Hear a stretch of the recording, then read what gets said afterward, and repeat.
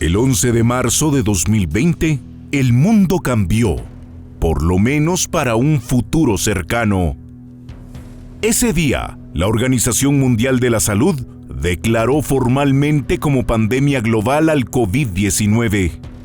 En cuestión de días, más de 150 países alrededor del mundo impusieron medidas restrictivas para contener el avance del virus y detener la enfermedad. Uno a uno, la mayoría de estados de Occidente, en donde las democracias, la libertad y el Estado de Derecho han aflorado durante por lo menos 30 años, rompieron con su tradición liberal y de respeto a los derechos individuales.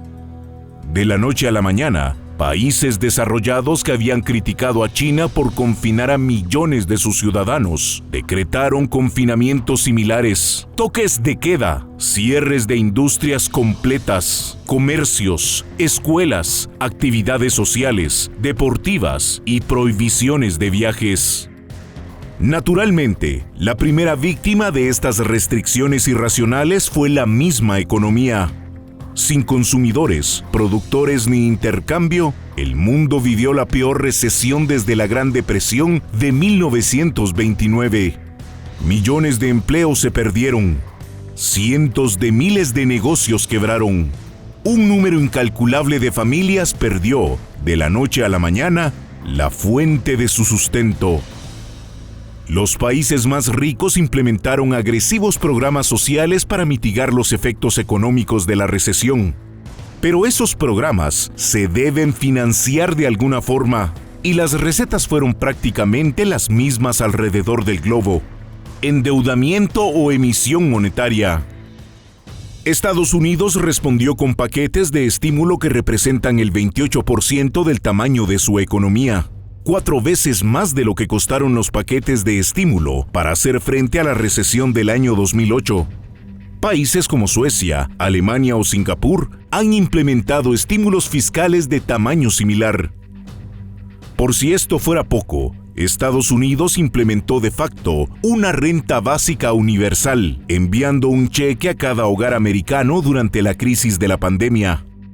Los presupuestos públicos aumentaron aceleradamente de la noche a la mañana.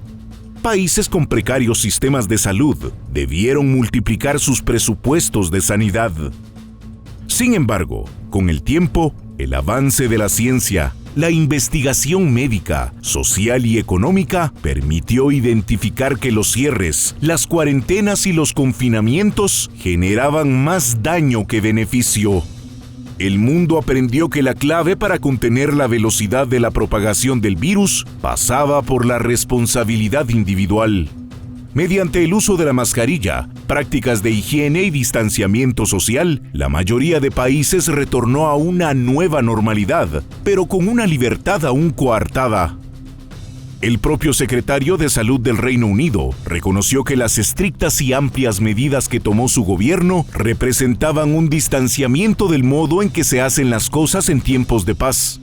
Y es que las draconianas medidas que impusieron los gobiernos no eran vistas desde el fin de la Segunda Guerra Mundial. En general, podemos decir que los gobiernos acumularon poder, concentraron funciones, ampliaron sus márgenes de actuación y prácticamente a nivel global impusieron diferentes medidas que de una u otra forma limitan la libertad y el ejercicio de los derechos individuales. La vacuna se convirtió entonces en la luz al final del túnel. Generar inmunidad colectiva mediante masivos procesos de vacunación constituiría la ruta para retornar a la normalidad, eliminar todas las restricciones e incluso pensar en regresar a un mundo sin mascarillas ni distanciamiento social.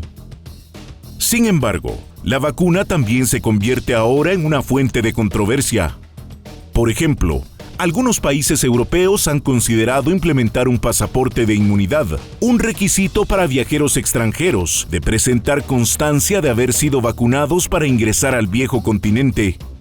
En Estados Unidos, Francia y Reino Unido incluso se evalúa la posibilidad de hacer obligatoria la vacuna para trabajar en instituciones públicas o en industrias particulares donde existe alta propensión al contacto humano. Naturalmente, esto plantea más riesgos a la libertad. Quizá en 20 años, cuando volteemos a ver los efectos duraderos de la pandemia, el peor haya sido el engrandecimiento de los estados y un crecimiento desmedido del gasto público y de los poderes de los gobiernos.